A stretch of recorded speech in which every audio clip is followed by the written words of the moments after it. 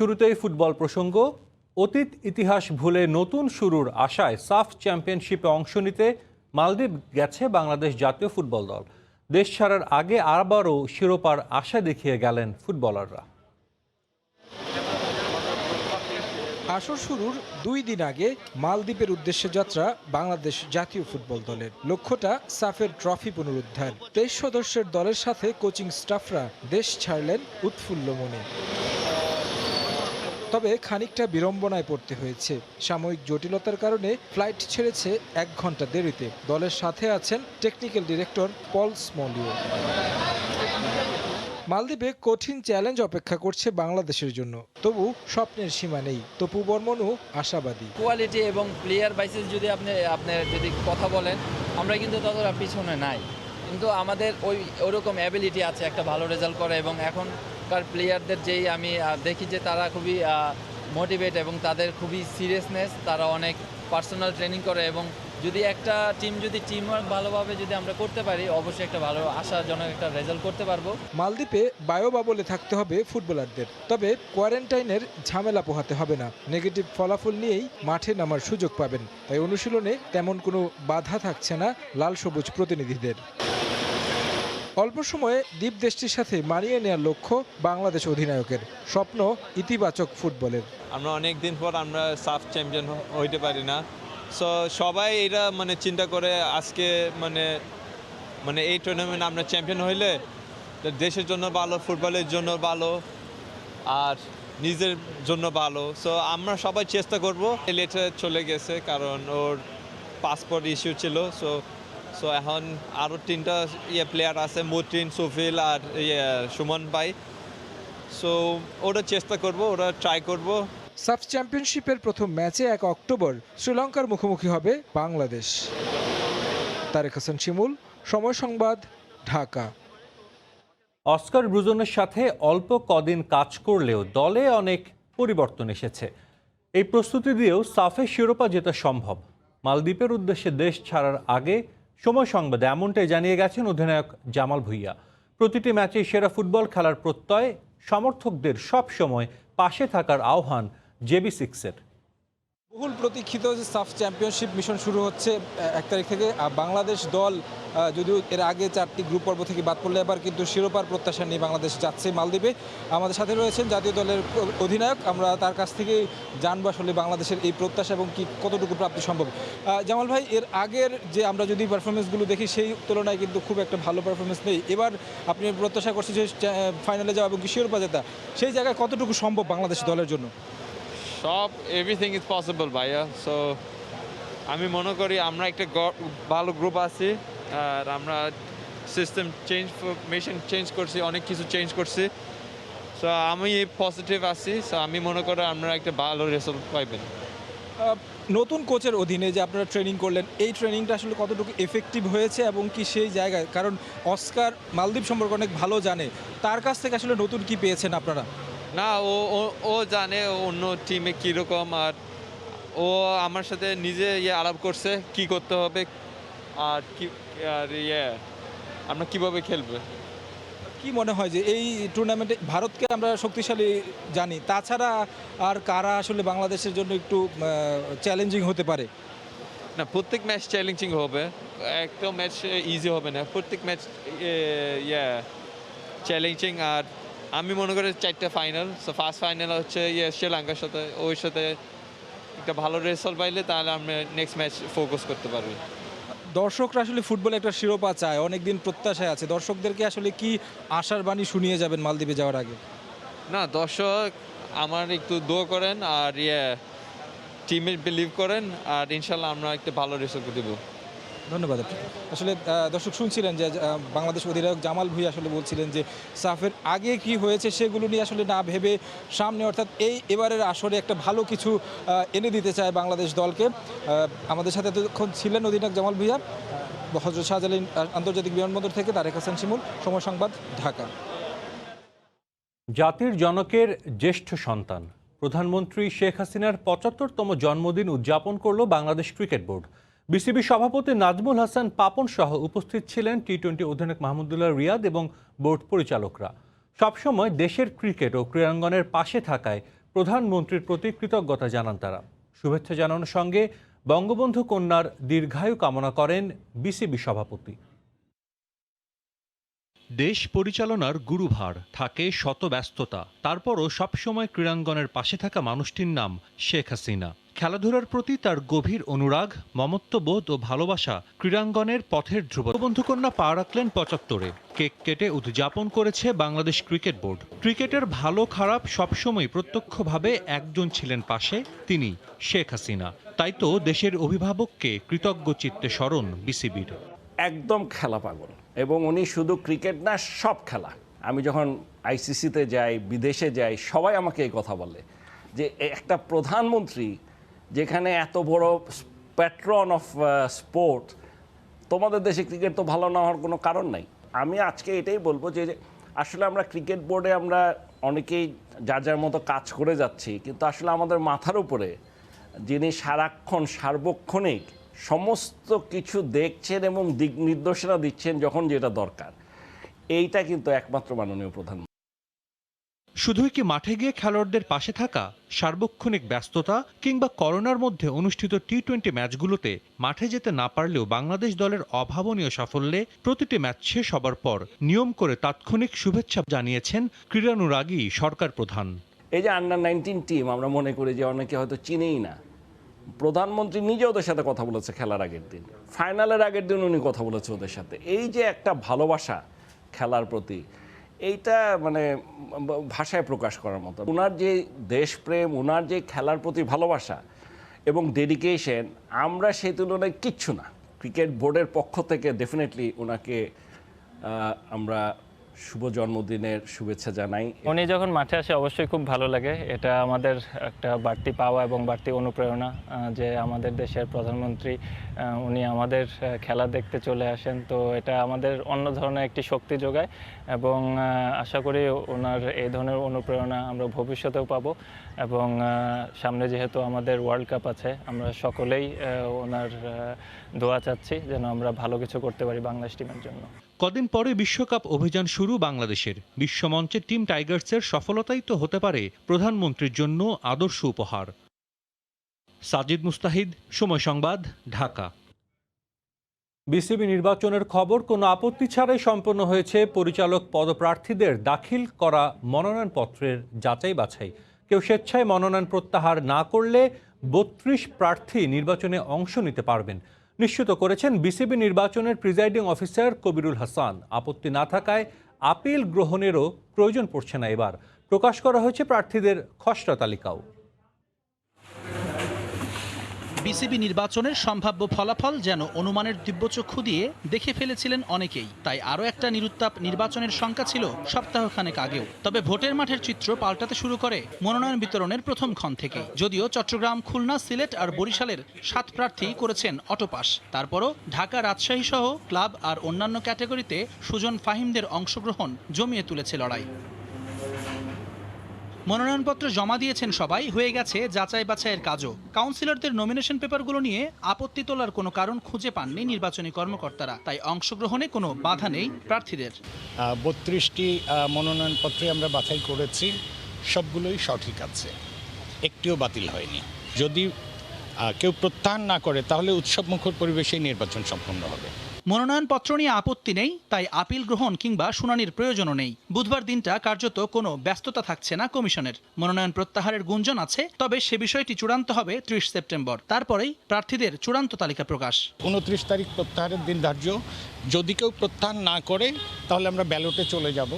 আর পরবর্তী কার্যক্রম হচ্ছে যেটা ই ব্যালট, পোস্টাল ব্যালট এবং ই ব্যালট, সেগুলো আমরা প্রস্তুতি নেব। বিসিবির পরিচালনা পর্ষদে কারা থাকবেন আগামী 4 বছর তা নির্ধারিত হবে 6 অক্টোবরের নির্বাচনে। জুম্মান সাদিক, জ্যাভলিন, সময় সংবাদ, ঢাকা। দেশের ক্রিকেটের উন্নয়নের জন্য চ্যালেঞ্জ নিতে প্রস্তুত আছি, সুযোগ পেলে আস্থার প্রতিদান দিতে চান, এমন মন্তব্য বিসিবি নির্বাচনে একেবারে নতুন মুখ পরিচালক প্রার্থী ফাহিম সিনহার। প্রয়াত আফজালুর রহমান সিনহা দেশের সফল ক্রীড়া সংগঠক। বাবার পথ ধরে এগিয়ে যেতে চান তিনি। বর্তমান বোর্ড সভাপতি নাজমুল হাসান নতুন এই প্রার্থীকে জানিয়েছেন স্বাগতম। দেশের সবচেয়ে ধনী ক্রিকেট বোর্ডের নির্বাচনী উত্তাপ মূলত নতুন মুখগুলোকে ঘিরে। পুরাতনদের ছাপিয়ে কে বা কারা হতে যাচ্ছেন আগামী 4 বছরের জন্য বোর্ডের পরবর্তী নতুন পরিচালক, তা নিয়েই ক্রিকেট মহলে যত কৌতূহল। তবে সবার মধ্যে একটু আলাদা করে স্পটলাইটে ফাহিম সিনহা। সূর্য তরুণ ক্লাবের কাউন্সিলর থেকে বোর্ডের পরিচালক প্রার্থী তিনি। সাবেক বিসিবি পরিচালক ও আবাহনীর সফল সংগঠক প্রয়াত আফজালুর রহমান সিনহার সন্তান নবীন এই মুখ। বাবা ক্রীড়া দুনিয়ায় সফল বলেই ফাহিম সিনহার সামনেও চ্যালেঞ্জ সংগঠক হিসেবে নিজেকে মেলে ধরার। ছোটবেলা থেকে বাবার এই স্পোর্টসের অ্যাক্টিভিটিসগুলো ইন্সপায়ার করতো। মনে হতো যে অনেক কিছু শেখা যাচ্ছে, যেহেতু সাথে সাথে আছি। প্রিমিয়ার লিগ ক্লাবগুলো চালাতো, কর্পোরেট লিগ ক্লাবগুলো চালাতো। তো সবসময় ইচ্ছা ছিল যে এই জিনিসটাই করব। আমি খুব কনফিডেন্ট, আমি যদি দায়িত্ব পাই আমি প্রপারলি করতে পারবো।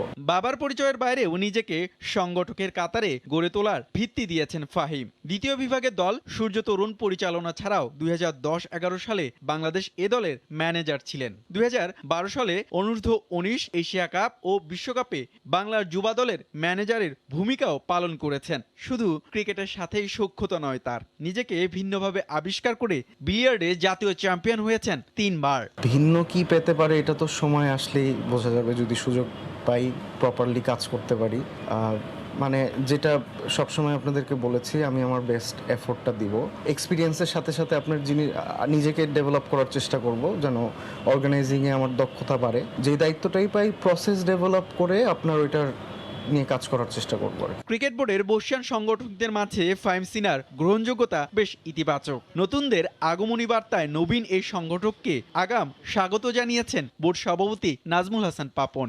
ওনাকে আমি বলেছিলাম যে নেক্সট ইলেকশনে আমি আসতে চাচ্ছি, আমার ইন্টারেস্ট শো করেছিলাম, তো উনি ওয়েলকাম করেছে যে সে ইলেকশন করো। হুমায়ুন কবির রোজ, সময় সংবাদ, ঢাকা। হবে করে পার হয়েছে 2 দশকেরও বেশি, এখন আঞ্চলিক ক্রিকেট সংস্থার পূর্ণাঙ্গ রূপ দিতে পারেনি বিসিবি। আরও এক দফা মেয়াদ শেষের দ্বারপ্রান্তে নাজমুল হাসান পাপনের কমিটি। যদিও পরিচালক মাহবুব আনামের দাবি কাজ এগিয়েছে বহুদূরে। পূর্ণাঙ্গ প্রস্তুত সিলেট, কাজ চলছে চট্টগ্রামে। এদিকে বিসিবির পক্ষ থেকে এবার উদ্যোগ নেওয়া হয়েছে 2টো ক্রিকেট একাডেমি করার। মাহবুব রিমনের রিপোর্ট। রিজিওনাল ক্রিকেট অ্যাসোসিয়েশনটা ইনিশিয়ালি আমরা যতটা সহজ ভেবেছিলাম ততটা সহজ মনে হয়নি যখন করতে যাই। টেস্ট কেস হিসেবে আমরা 2টো কমিটি করে শুরু করেছি। কনস্টিটিউশনটা কি হবে, নিয়ম কানুনগুলো কি হবে, এটা তাদের কাছে আমরা বুঝিয়ে দেব। আঞ্চলিক ক্রিকেট সংস্থা গঠনের ব্যর্থতা নিয়ে বোর্ড সভাপতির অকপটে স্বীকার। অথচ টেস্ট মর্যাদা পাওয়ার আগ থেকে প্রতিশ্রুতি চলে আসছিল বিসিবি কর্তাদের পক্ষ থেকে। যা পারেননি আগের কেউ, 9 বছরের দায়িত্বেও তা করতে পারলেন না নাজমুল হাসান পাপন। ক্রিকেটকে বিকেন্দ্রীকরণ করতে 2018 সালে প্রাথমিকভাবে চট্টগ্রাম, রাজশাহী, সিলেট এবং রংপুরে গঠন করা হয় আঞ্চলিক ওয়ার্কিং কমিটি।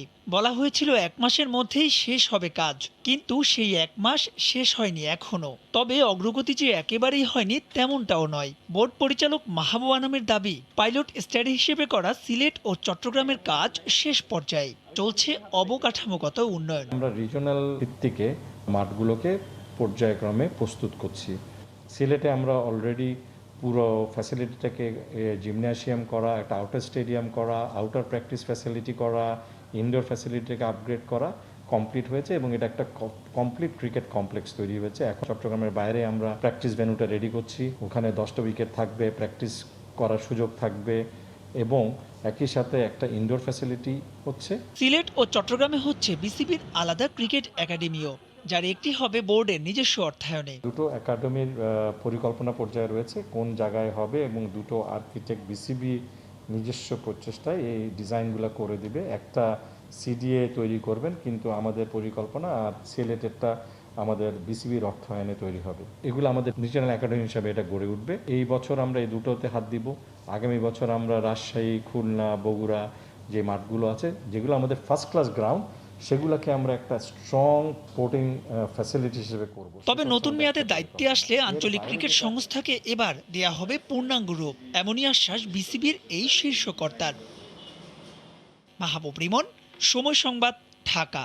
সাম্প্রতিক পারফরমেন্স, অভিজ্ঞ সাকিবকে নিয়ে সমৃদ্ধ স্পিন আক্রমণ, ফর্মে ফেরা মুস্তাফিজ আর রিয়াদের অধিনায়কত্ব, এই 4-এ ভর করে আসন্ন টি-20 বিশ্বকাপে বাংলাদেশকে ডার্ক হর্স বলছে উইজডেন ইন্ডিয়া।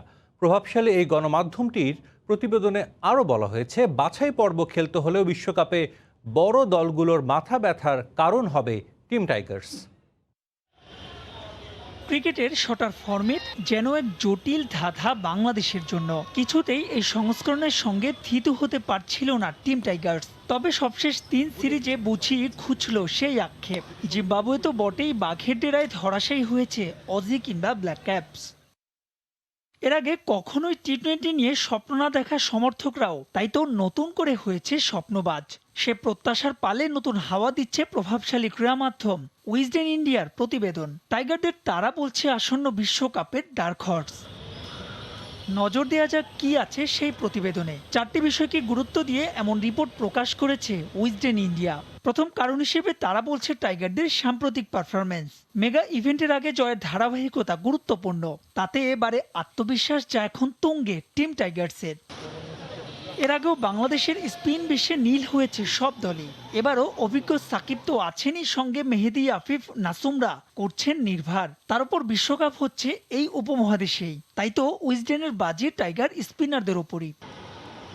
তৃতীয় কারণ হিসেবে দেখানো হয়েছে বাংলার বিস্ময় মুস্তাফিজের ফর্মে ফেরা। মিরপুরের মরা উইকেটেও মোস্তা ছিলেন দুর্দান্ত। আর সংযুক্ত আরব আমিরাতে এই কার্টার মাস্টার কতটুকু কার্যকারী হতে পারেন তার প্রমাণ রাখছেন চলতি আইপিএলে। তাই তো ফিচ হতে পারেন টুর্নামেন্টের এক্স ফ্যাক্টর। উইজডেন ইন্ডিয়ার মতে সবশেষ যে কারণটি বাংলাদেশকে এগিয়ে রাখবে তা হচ্ছে রিয়াদের নেতৃত্ব গুণ। চাপের মধ্যেও ব্যাটে কিংবা বলে captain leading from the front. শুধু তাই নয়, বর্তমান বাংলাদেশ এই দলটাতেও নেই কোনো বিবাদ। এই সবই আসন্ন বিশ্বকাপের ডার্ক হর্সের তকমা দিল টিম টাইগার্সকে। মাহবুব রিমন, সময় সংবাদ। আবারও স্বাগত খেলার সময়ে। হার্ট অ্যাটাকের পর লাহোর হাসপাতালে এখন স্থিতিশীল অবস্থায় আছেন পাকিস্তানের সাবেক অধিনায়ক ইনজামামুল হক। সোমবার হঠাৎ বুকে ব্যথা অনুভব করায় হাসপাতালে নেওয়া হয় ইনজামামকে। পরীক্ষা করার পর দেখা যায় তিনি হার্ট অ্যাটাক করেছেন। এরপর চিকিৎসক দ্রুত ব্যবস্থা নেয়। এদিকে এনজিওপ্লাস্টির পর 51 বছর বয়সী পাকিস্তানের সেরা ব্যাটসম্যানের অবস্থা এখন স্থিতিশীল হলেও চিকিৎসকের নিবিড় পর্যবেক্ষণে রাখা হয়েছে ইনজামামকে। 1992 সালে পাকিস্তানের হয়ে বিশ্বকাপ জিতেছিলেন সাবেক এই অধিনায়ক।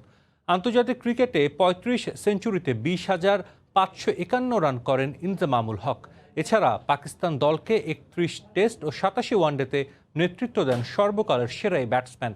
2007 সালে আন্তর্জাতিক ক্রিকেটকে বিদায় জানানোর পর জাতীয় দলের ব্যাটিং পরামর্শক ও প্রধান নির্বাচকের দায়িত্বে ছিলেন ইনজামাম।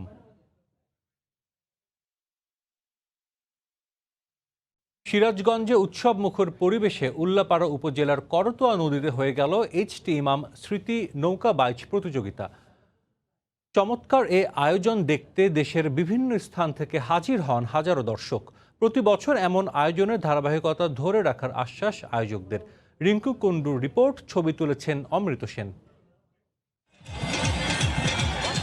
ফাইনাল খেলা দেখতে সকাল থেকে বিভিন্ন স্থান থেকে আসা দর্শকেরা ভিড় করতে থাকে করতোয়া নদীর দুধারে। অনেকে দূর দূরান্ত থেকে নৌকায় পরিবার পরিজন নিয়ে আসে নৌকা বাইচ উপভোগ করতে। নৌকাবাইজ প্রতিযোগিতার ফাইনাল খেলায় অংশগ্রহণ করে সিরাজগঞ্জ ছাড়াও আশপাশের বিভিন্ন স্থান থেকে আসা বাইচালরা। নির্দিষ্ট স্থান থেকে রেফারি সংকেত দেওয়ার সাথে সাথে শুরু হয় তুমুল প্রতিযোগিতা। প্রতিটি বাইচাল গানের তালে তালে শক্ত হাতে বৈঠা চালিয়ে কাঙ্ক্ষিত পুরস্কার প্রাপ্তির আশায় এগিয়ে চলে। আর বাইচালদের এই দক্ষ কৌশল উৎসাহ নিয়ে উপভোগ করে নদীর তীরে ও নদীতে নৌকা নিয়ে দাঁড়িয়ে থাকা নানা বয়সের বিপুল সংখ্যক দর্শক। দীর্ঘদিন করোনার প্রভাবে ঘরবন্দি থাকার পর এমন আয়োজন উপভোগ করতে পেরে আনন্দিত দর্শকেরা। এত সুন্দর ভাইজ আমাদের এখানে পরিচালিত হচ্ছে, লক্ষ লক্ষ লোক আমরা দেখতেছি। করোনার কারণে দীর্ঘ বিরতির পর আমরা ঐতিহ্যবাহী উল্লাপাড়ার সন্তালাতে বিশাল এক নৌকাবাজ উপভোগ করতে। নৌকাবাজ খুব সুন্দর এবং খুব প্রতিযোগিতামূলক হচ্ছে। গ্রাম বাংলার ঐতিহ্যকে টিকিয়ে রাখতে এমন আয়োজন প্রতি বছর করার দাবি দর্শকদের। সবাই বাসা থেকে ফ্যামিলি নিয়ে নৌকাবাজ দেখতে আসছে, সবারই ভালো লাগতেছে। প্রতি বছর না জানি এরকম আমরা সুন্দর পরিবেশ আমরা দেখতে চাই। নৌকাবাজ দেখতে আসছি, অনেক ভালো লাগছে। এরকম প্রত্যেক বছর আয়োজন হোক, আমরা এটাই চাই। নতুন প্রজন্মকে গ্রাম বাংলার ঐতিহ্যের সাথে পরিচয় করিয়ে দিতে নৌকাবাইজ অন্যতম বলে জানালেন অনুষ্ঠানের প্রধান অতিথি। সেই সাথে এমন আয়োজন প্রতি বছর করার আশ্বাস দেন তিনি। ঘরবন্দি মানুষ এখন একটু বিনোদনের সুযোগ পেয়ে তারা উৎফুল্ল হয়ে সবাই মিলে এসছে এবং সারাটিও সেরকম।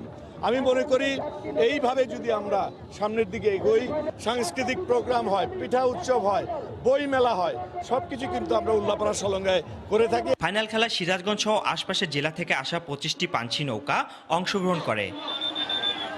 রিঙ্কু কুণ্ডু, সময় সংবাদ, সিরাজগঞ্জ। এ পর্যায়ে খেলার সময়ের শীর্ষ সংবাদ জানিয়ে দিচ্ছি আরেকবার। নতুন শুরুর আশায় সাফ চ্যাম্পিয়নশিপে অংশ নিতে মালদ্বীপ গেল বাংলাদেশ ফুটবল দল। প্রস্তুতিতে ঘাটতি থাকলেও শিরোপা জেতা সম্ভব বললেন জামাল ভুঁইয়া। স্কেটবোর্ড ক্রীড়াঙ্গনের পাশে থাকায় শেখ হাসিনার প্রতি কৃতজ্ঞতা বিসিবি সভাপতি ও অধিনায়কের। এবং আপত্তি ছাড়াই সম্পন্ন বিসিবি পরিচালক প্রার্থীদের দাখিল করা মনোনয়ন যাচাই বাছাই। দেশের ক্রিকেট উন্নয়নে চ্যালেঞ্জ নিতে প্রস্তুত নতুন মুখ ফাহিম সিনহা। এই ছিল খেলার সময়, সঙ্গেই থাকুন সময়।